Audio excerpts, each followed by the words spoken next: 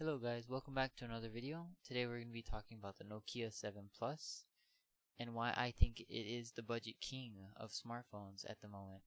Here we have Android Authority because I really trust the reviews. I'll leave the article they did on this phone in the description below. We're just going to briefly go over it and then I'm just going to start talking about why I really like this phone. First off, we're just going to go over their positives and negatives as they listed here. So you have great build quality and premium design. Nokia is known for that. I love how they have the bronze accents on the camera and the fingerprint sensor, and just like the whole chassis itself looks really nice. It has stock Android, which is also a plus for me since I do not really prefer a skin. I like to use a launcher whenever a phone comes with a skin, for example a Samsung phone. So I'm glad that they don't have a skin over it. The next one we have is that it's solid and reliable for its performance, which is really nice. Excellent battery life. Obviously, it's a Nokia phone, and they've always done well with that in the past. And so now we're just going to go over the scoring. So for the battery, they gave it a 9.3. The display was a 9.1. The camera was an 8.3. The performance was a 9.1. The software was a 10 out of 10 because of the fact that it's stock. Design was a 9.2. So overall, they gave the phone a 9.2. And I really agree with what they talked about in this article. So for example, if we scroll down, they said that it's really high on the design because it just looks appealing to the eye. It has a small chin at the top and it has a small bottom bezel. And now it's an LCD Full HD Plus display with an 18:9 aspect ratio. The display is really good. It's vivid, but for like in direct sunlight it's probably harsh, and as they say here, it's not too bright, so sunlight liability is not exceptional, though it's not terrible. The touch response on Nokia 7 is perfect, and running your thumb across the display while scrolling provides instant feedback, so you won't have a delay in the screen, which is also really nice. And as you can tell, the phone itself doesn't have too large of a bezel at the top or their bottom, and so that's one of the main reasons why I really like this phone.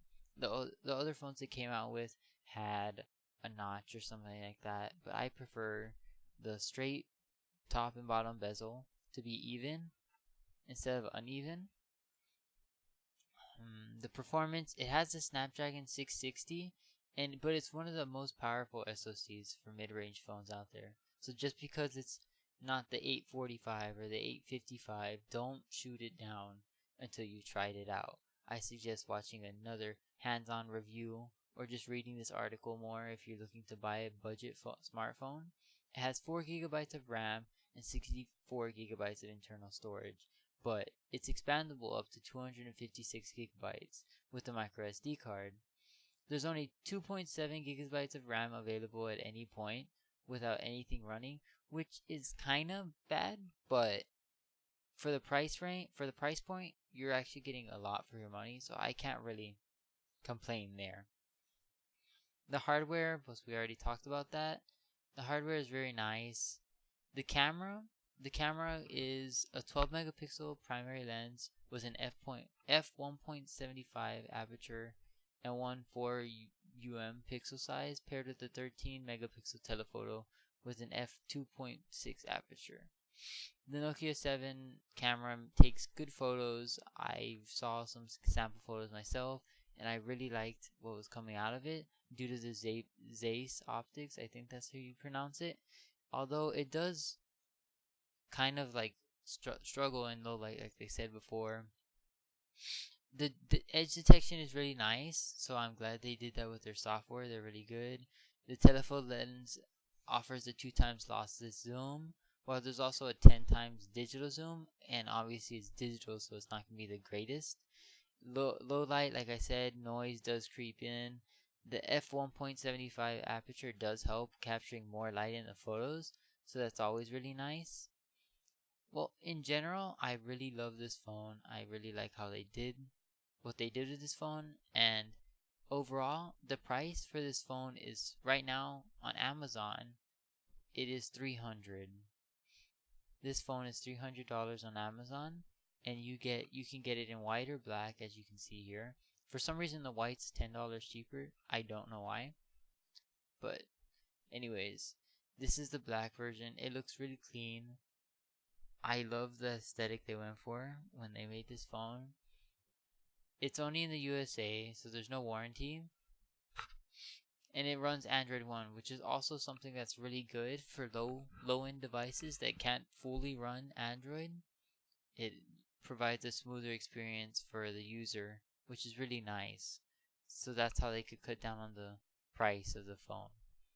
Overall, I really suggest that you guys pick up this phone if you really need a phone.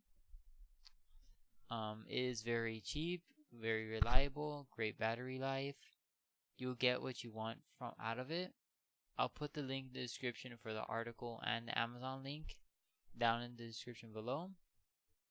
Other than that, let me know what you guys think about this phone in the comments below. And if you're new here, please hit that subscribe button if you want some more content in the future. And if you enjoyed the video, please give it a like. It would really mean a lot to me. Other than that, that's about it for me. I'll see you guys in the next video. Peace.